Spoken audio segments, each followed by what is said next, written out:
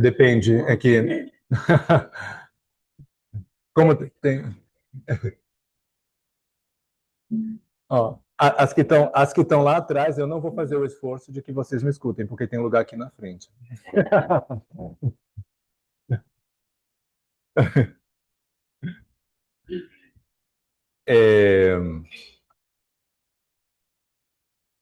Hoje, eu não sei qual é a palestra, se é a segunda, a terceira dessa formação, que vocês estão seguindo essa realidade da vida dos santos. É interessante que cada santo, ele aportou, ele trouxe alguma coisa nova para nós, em termos de espiritualidade. E no caso de Santa Teresinha, ela trouxe uma realidade, ela é doutora da igreja. Não sei se vocês sabem, quem teve na vida universitária vai conhecendo os graus, né, de graduação, licenciatura, mestrado e doutorado. Alô? Bem que eu estava achando que esse microfone era diferente. Nessa realidade de que o grau de doutorado é um grau que você recebe quando você traz uma novidade para a área que você está estudando. Então, por exemplo, até o mestrado, você pode fazer uma pesquisa, uma coisa numa área que alguém já fez, e você pegar outro aspecto, alguma coisa, mas não é necessário ter uma novidade. Para o doutorado, é necessário que tenha uma novidade, tem que ter uma coisa diferente, né? E por isso que Santa Teresinha é doutora da igreja, porque ela traz uma novidade, que é essa pequena via, essa realidade da pequena via, que ela, tão jovem, colocou ao nosso alcance essa realidade da santidade.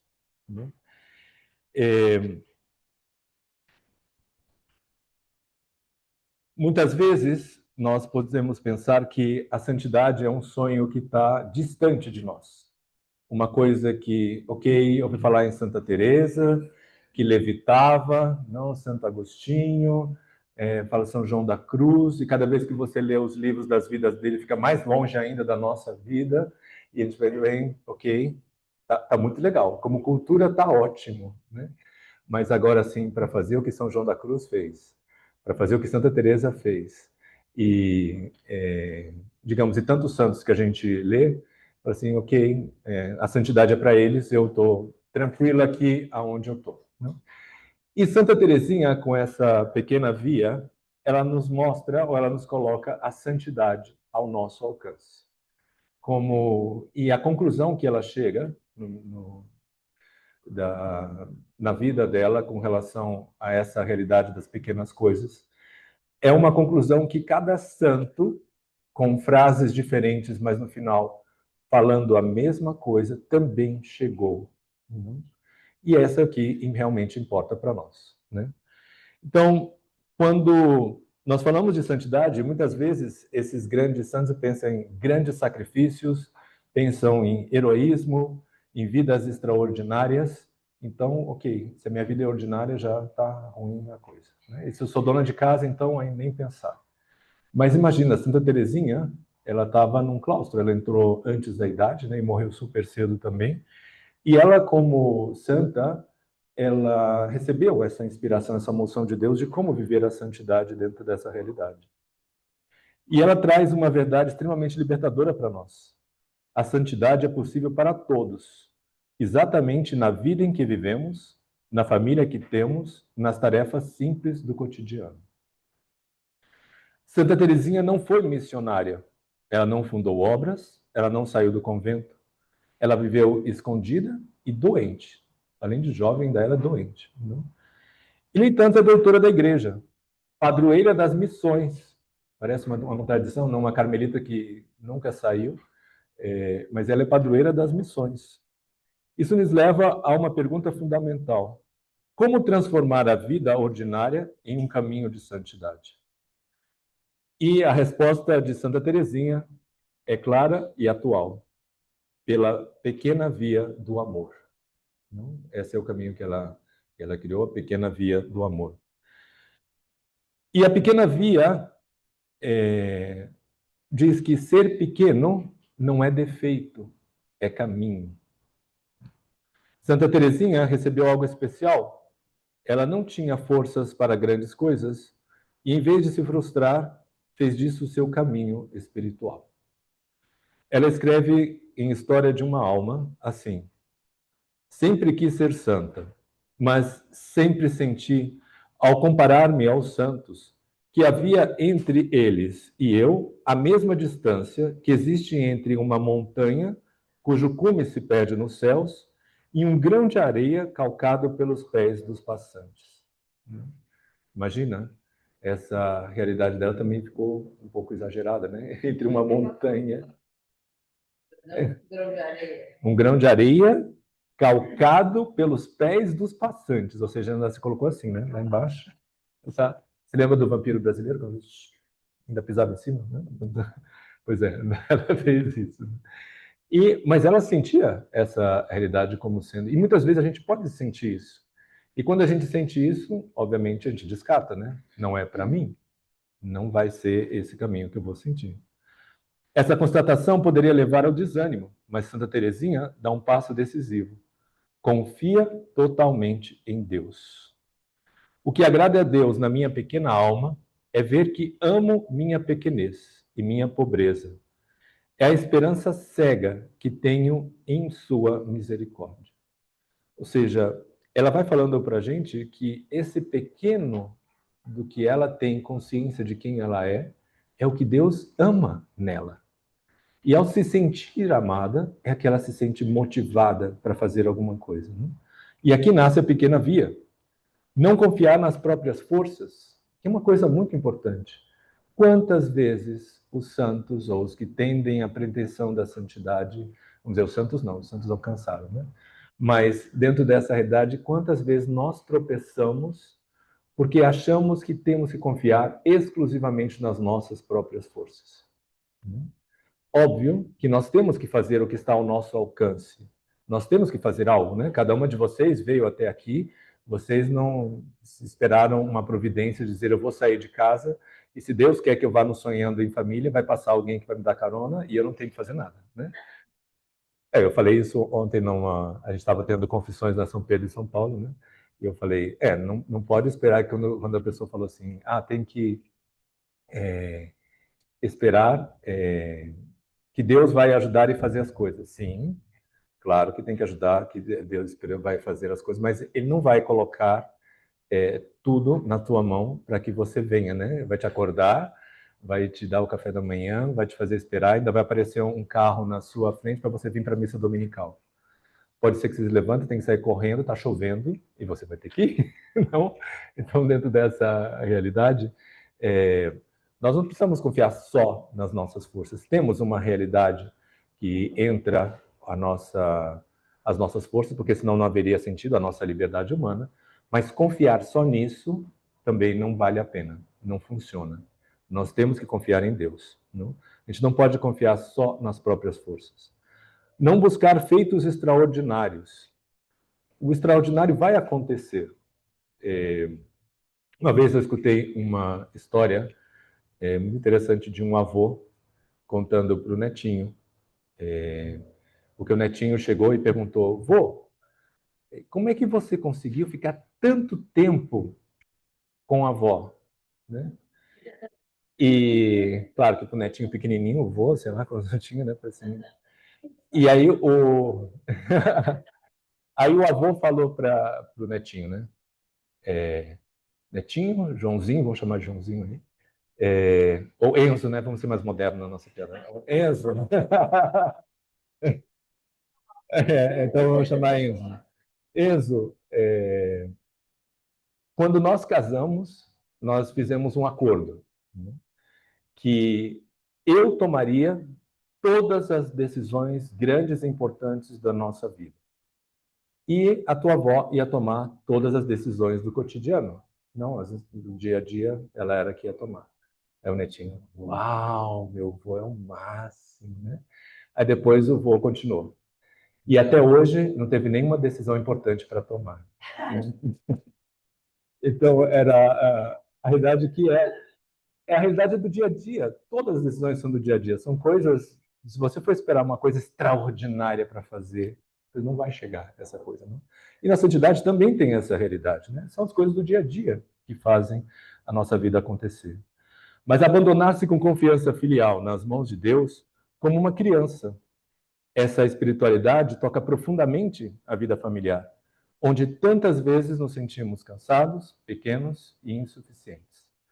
Eu me lembro de uma senhora que ela falava brincando que era muito espirituosa, falava assim, eu odeio esse feminismo, porque só piorou a nossa vida. Agora, além de tomar conta da casa, dos filhos, do marido, ela tem que trabalhar. Aí ela falou, bueno, tá bom.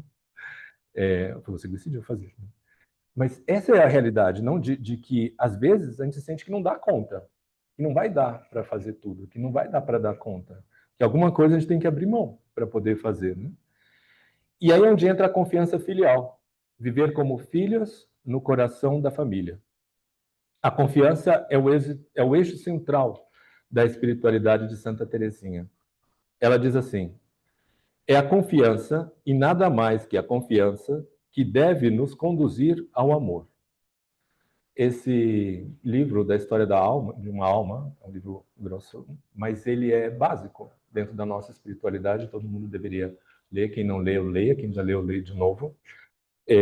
No início é complicado porque sempre as traduções do espanhol, ainda mais o espanhol clássico que Santa Teresa escrevia, são meio complicados, mas vale a pena a gente penetrar nessa simplicidade dessa jovem, literalmente, dessa jovem que é doutora da igreja.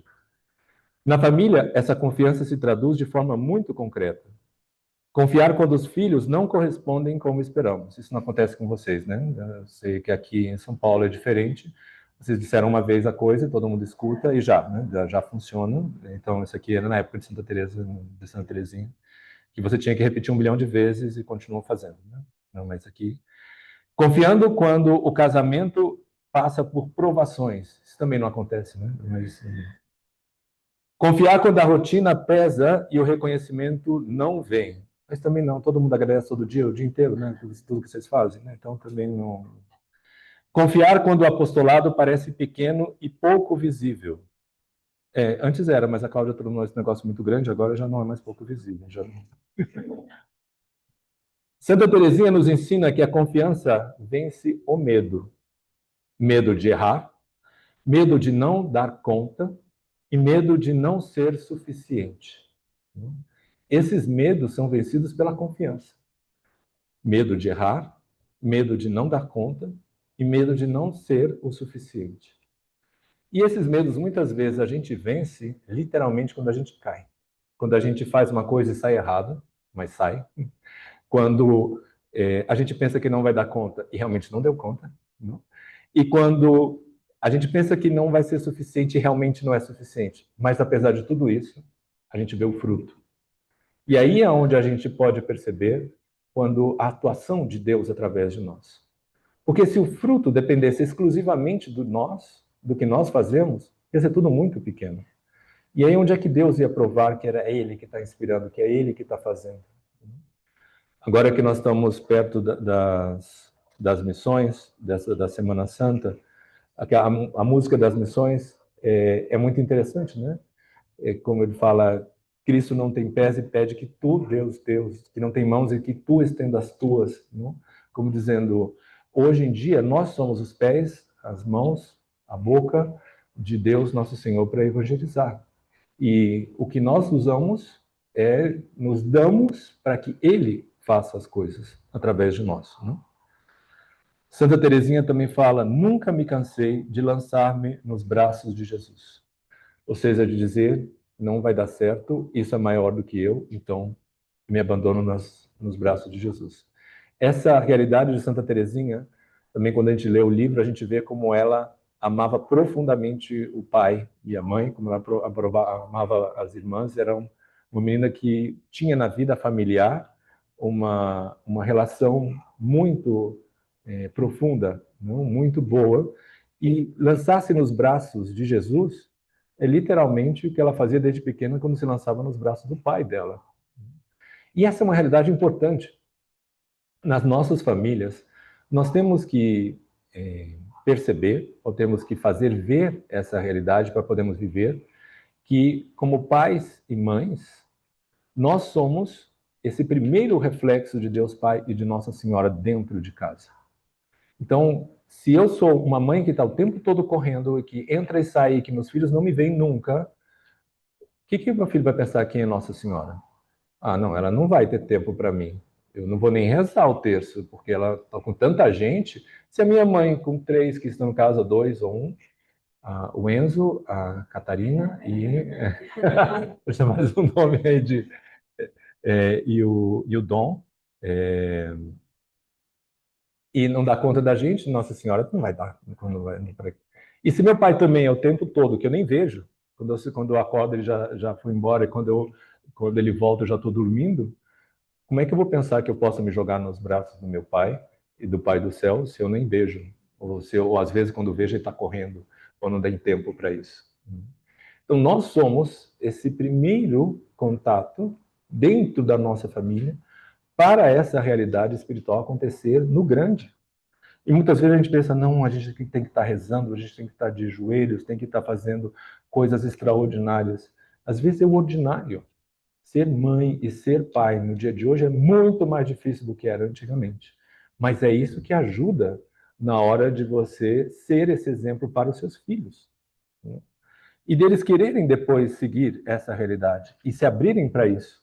Olha, se minha mãe, eu confiava nela e ela estava sempre comigo, quanto mais a mãe do céu, ela vai ter muito mais tempo ainda com as minhas coisas.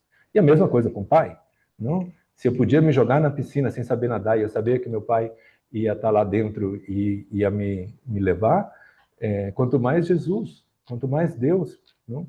Se eu precisar de me lançar numa água para fazer alguma coisa que eu não sei, ele vai estar lá para me ajudar. Santa Teresinha nos ensina também a simplicidade e a autenticidade, a santidade sem máscaras. Nossa, isso aqui no mundo de hoje parece que ela escreveu para o mundo de hoje, né?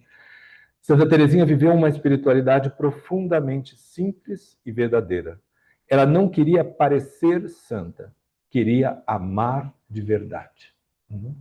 Com esse mundo das mídias sociais de hoje, a aparência tomou-se antes, já existia essa realidade de aparentar mais do que ser, porque isso não é uma coisa que a gente começou no século XXI, isso já existia, muito tempo atrás essa realidade existia, isso tomou uma proporção maior ainda.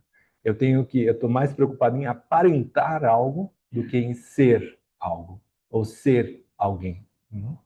E essa realidade é a que Santa Teresinha, desde o início, fala. Eu não me preocupo com parecer santa. Eu quero ser santa. Isso para nós é extremamente libertador.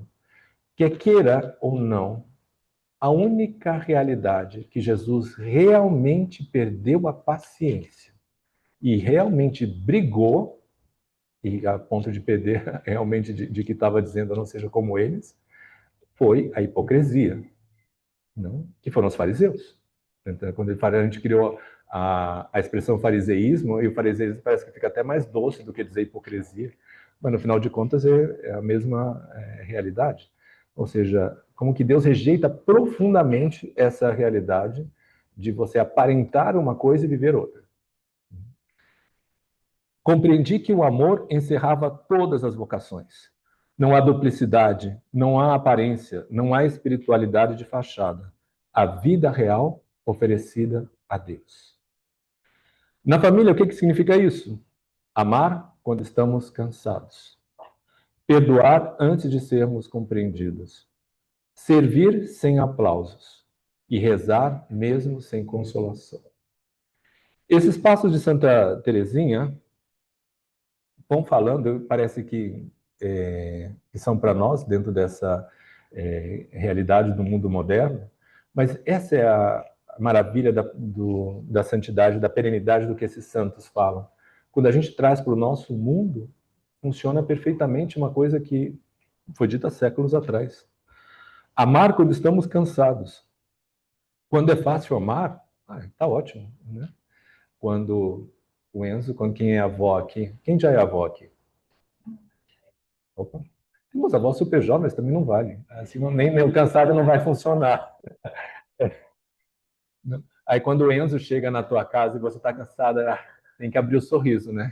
Chegou o menininho, tá, entrega aí e tchauzinho, os pais vão se divertir e largaram o neném na tua casa, né? Amar quando estamos cansados. O que vai acontecer nessa história? Perdoar antes de sermos compreendidos. Imagina da gente esperar que só depois que me entendam, que me compreendam, aí é que eu vou começar a perdoar. Aí o negócio complica. Servir sem aplausos, o que significa? Estou preocupado mais em fazer o certo do que em receber um like, que é a mensagem de hoje, né, das realidades das mídias sociais. E rezar mesmo sem consolação. Essa, essa quarta realidade de Santa Teresinha, de rezar mesmo sem consolação, é muito importante para os nossos dias. Porque hoje, de uma forma particular, e ainda mais aqui no Brasil, na América Latina em geral, mas no Brasil, porque é aqui que nós vivemos, essa realidade da supremacia das emoções e dos sentimentos sobre a verdade é extremamente complicada, né? Porque tudo depende de como eu me sinto. Se eu me sinto assim, então tá bem. Se eu me sinto assado, então de outro jeito. Mas eu não me sinto pecadora. Eu não me sinto pecador. Gente, eu vou dar um exemplo assim bem traumatizante, mas agora que fica. Um assassino, quando ele mata pela primeira vez, ele se sente mal, muito mal. Ele se treme, ele pode infartar ali na hora que ele está matando uma pessoa. Na segunda vez, o negócio já passa mais tranquilo. Na terceira-feira, na quinta vez, já virou hábito, ou vício, não?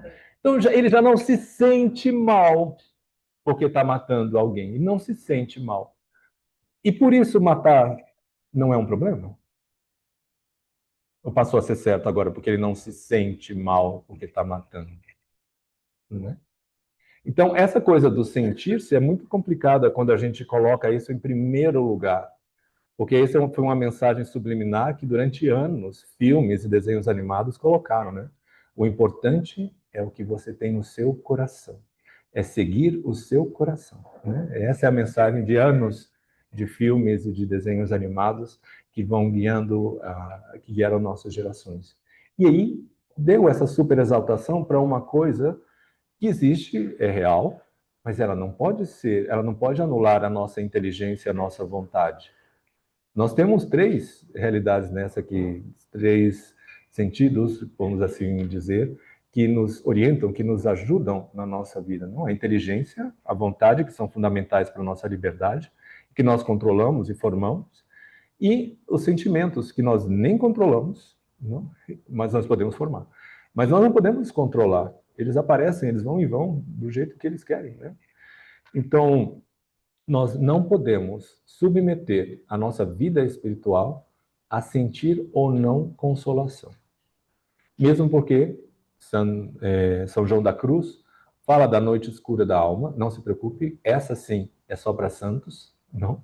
Às vezes a gente pensa, ai, padre, eu estou numa noite escura da alma porque eu não sinto nada, não percebo nada. E você fala assim, e você já está no grau de santidade assim de que você está levitando como Santa Teresa ou alguma coisa do gênero. Então não se preocupe, não é noite escura da alma, não.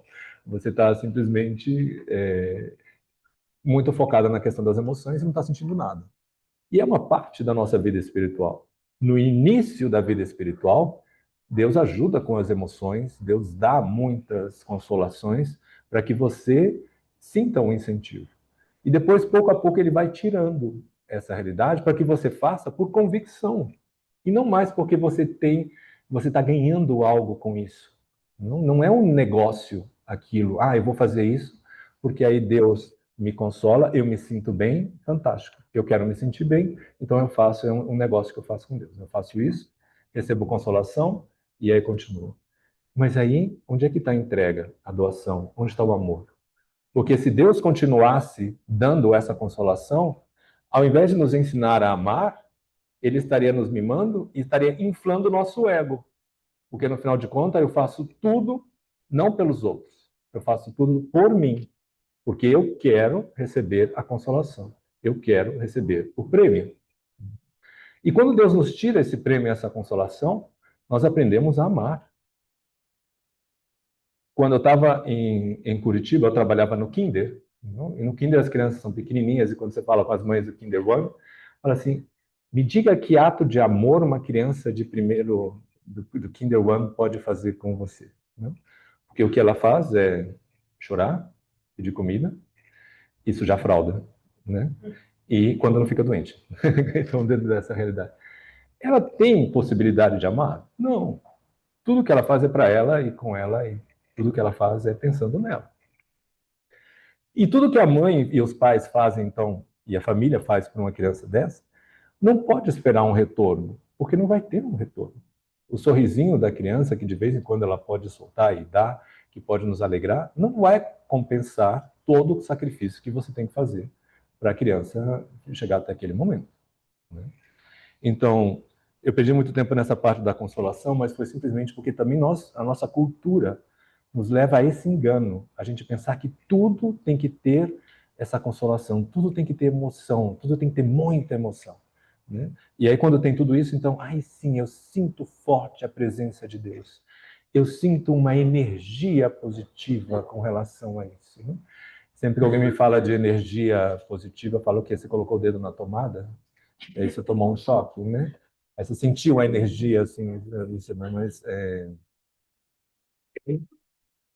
essa realidade, então, nós temos que perceber que as coisas nos custam, não? Até aquilo que nos custa, até aquilo que nos parece pequeno demais para Deus. Ainda mais não sei se vocês sabem, mas Harvard fez a maior pesquisa do mundo com relação às pessoas, não?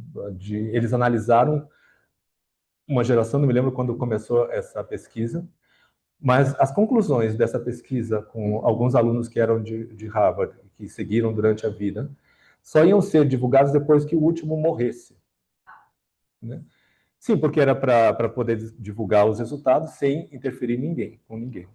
Só que as conclusões desse estudo, no meio do caminho, foram tão importantes que eles começaram pediram permissão para todos que estavam sendo estudados, né? Eles estudaram milhares de itens, acompanharam a vida das pessoas durante muito tempo, ainda estão acompanhando, né? E essa pesquisa foi tirando coisas muito importantes do que acontece com as pessoas. Né? Uma das realidades que eles foram pesquisando durante algum tempo, e ainda continua, quais são os desejos dos jovens para ser de grande. Não? Na nossa época, era se satisfazer no trabalho, né, encontrar um trabalho onde você fosse feliz, constituir família, né, e ter a sua casa. Hoje em dia é ser rico, famoso. A terceira coisa eu não me lembro o que. Não, era rico e famoso. Era uma coisa que faz nos últimos 20, 30 anos. É o desejo dos jovens. O que você quer ser de grande? Rico e famoso. Não diz o que não é nem sequer ser influencer, que no início nem tinha essa coisa de mídias sociais. Mas ser rico e famoso era o objetivo da juventude, e continua sendo. Né? E esse estudo vai mostrando outras realidades da nossa vida que a gente precisa tomar cuidado com esses objetivos. Que depois um jovem que quer ser rico e famoso, e hoje essa realidade está muito mais fácil. Tem uma, uma pessoa que falava que justamente antes, as gerações anteriores sabiam que para fazer riqueza significava que você precisava de muito tempo. Era mais de uma geração trabalhando para construir riqueza, para você realmente ter um patrimônio e dizer que você... Hoje não. Um influencer, realmente, como falaram aí, quero ser um influencer hoje consegue ser milionário. Não é que todos vão ser, mas conseguem, um adolescente de 15, 16 anos, chegar a ser milionário. Então, e aí isso faz com que a própria entre uma certa banalidade nessa conquista, porque assim como conseguem conquistar uma fortuna de 15 milhões em um ano, também conseguem perder no ano seguinte. Então, claro, foi fácil conseguir, então eu penso que eu vou fazer de novo. Às vezes não vai dar certo. Né? Mas essa realidade do mundo que nos envolve, que nós precisamos abrir os olhos para a realidade que Deus quer para nós. E aí Santa Teresinha fala uma quinta realidade, transformar cada gesto em oferta. O amor no cotidiano. Aqui tocamos o coração da mensagem dessa imagem. Transformar cada gesto em oferta. Por que eu estou fazendo isso? Eu estou oferecendo isso a Deus. Eu estou oferecendo isso como ato de amor. Tudo que eu faço, eu oferto como um ato de amor. E aqui vem a frase que eu falei para vocês, que era essa realidade do doutorado de Santa Teresinha, mas que é uma realidade que é comum na maioria dos santos. O valor de um ato não está no que se faz, mas no amor com que se faz. O valor de um ato não está no que se faz, mas no amor com que se faz. Todos os santos, no final, tem uma frase que diz alguma coisa parecida com isso. São João da Cruz fala que ao altar descer dessa vida, o que importa é quanto has amado. Então, todos os santos vão ter alguma coisa que fala isso. E que, no final de contas, é o que está em Mateus 25. Depois vou deixar de dever de casa aí para vocês verem Mateus 25. E está aí a descrição do juízo final. É a única descrição do juízo final que nós temos. E foi Jesus quem colocou essa descrição. É aquela parte, para vocês não fiquem no... eu agora quando é que eu chegar lá para chegar em casa para abrir a Bíblia. Tive fome, não me deste de comer. Tive sede, não me deste de beber. Fui peregrino, não me acolhesse. Estava nu e não me vestisse. Não? Era prisioneiro e não me visitaste. O que são essas realidades na nossa vida? São, na prática, omissões. Eu não amei nesses momentos. Porque o outro lado, que é o que importa, que é o que os santos encontraram na vida, é que o que importa é o quanto has amado. Então, essas realidades são a diferença entre ir para o céu e o não ir para o céu. Amar não é o que você faz, é o quanto você ama. Esses atos que estão postos aí, Jesus não falou que, bem, como eres ladrão, não vai herdar o reino do céu. Como eres prostituta, não vai entrar no reino do céu. Como eres adúltera, não vai entrar no reino do céu. Como eres assassino. Ele não falou nada disso. Tive fome, não me deste de comer. Tive sede, não me deste de beber. Puros atos de omissão. E por que essa realidade chega na conclusão do amor aqui? Porque a omissão, no final de contas, é fruto da indiferença. E o oposto do amor não é o ódio, é a indiferença. O ódio é simplesmente uma emoção. Você não odeia a quem você não conhece. Né? Você tem que conhecer a pessoa para você odiar. Né? É uma emoção. A indiferença, sim, é o contrário do amor. Porque se o amor é o tudo, a indiferença é o nada, dentro dessa realidade espiritual. Aqui tocamos o coração da mensagem, né? Transformar cada gesto. E aqui nós precisamos ir nessa realidade no coração da igreja. Eu serei o amor. Onde é que entra para Santa Teresinha essa realidade de amar, do importante estar no quanto se ama e não no gesto?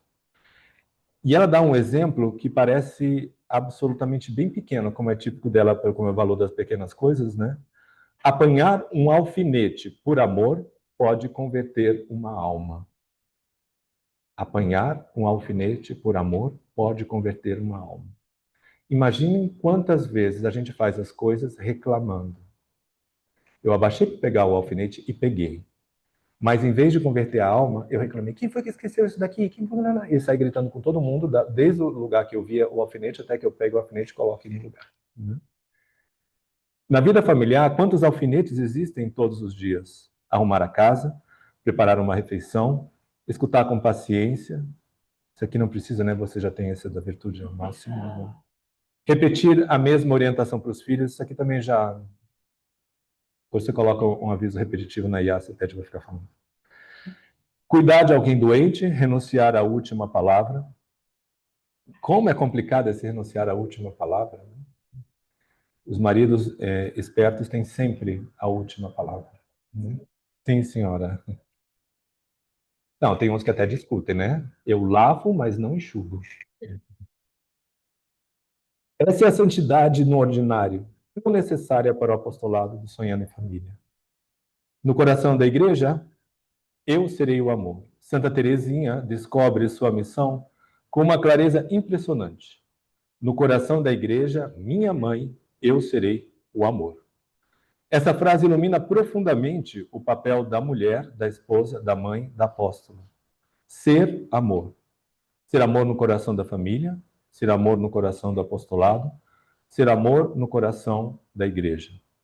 Não é fazer tudo, mas dar sentido a tudo.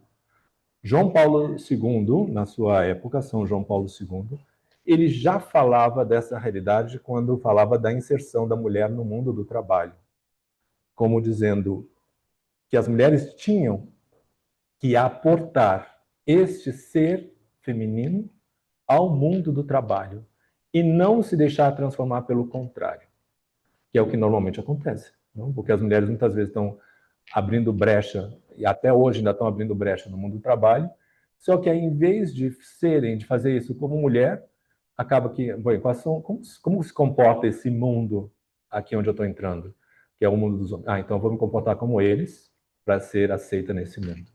E João Paulo II fala, não, a mulher tem uma aportação própria no mundo do trabalho, e é sendo mulher. Como vai ser isso? Não é problema de vocês, né? Não sei exatamente como vai ser essa realidade. Mas essa parte aqui de dar significado e dar amor nas coisas tem muito a ver com isso. Não? Romper com a rotina. Então, vamos a um pequeno resumo com as 7 aplicações práticas para o nosso Sonhando em Família, com uma realidade de 3 convites concretos. Primeiro, viver a espiritualidade do pequeno passo, da pequena via. Não esperar grandes mudanças, mas fidelidade diária. Segundo, educar pelo exemplo silencioso. Mais do que discursos, gestos de amor constante. Gestos de amor constante. Oferecer tudo por amor. Transformar o lar em um altar, onde cada dia é uma oferta. E das senhoras que Santa Teresinha nos deixa uma mensagem profunda e atual e consoladora. A santidade não está fora da nossa vida, mas dentro dela. Que o apostolado do Sonhando em Família seja um espaço onde muitas mulheres descubram, como Santa Teresinha, que ser pequeno é um caminho, confiar é vencer o medo e amar no ordinário é transformar o mundo. É...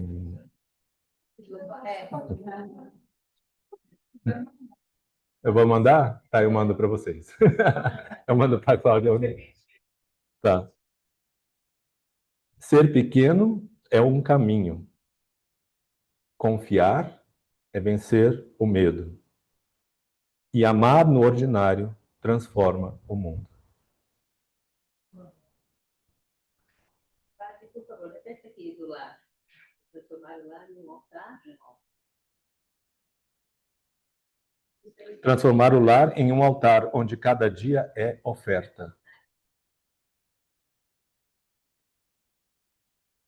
Tudo isso é da história de uma alma. Então,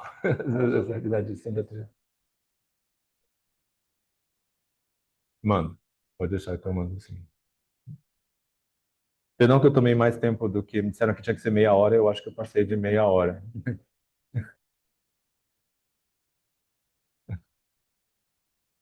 Então, não sei, agora vocês têm a preparação e depois é a missa? Agora é a missa e depois. Ah, então nós damos graças e vamos para a missa? É assim? Tá. Então, mas damos graças primeiro, né? Eu vou dar a graça sentada só porque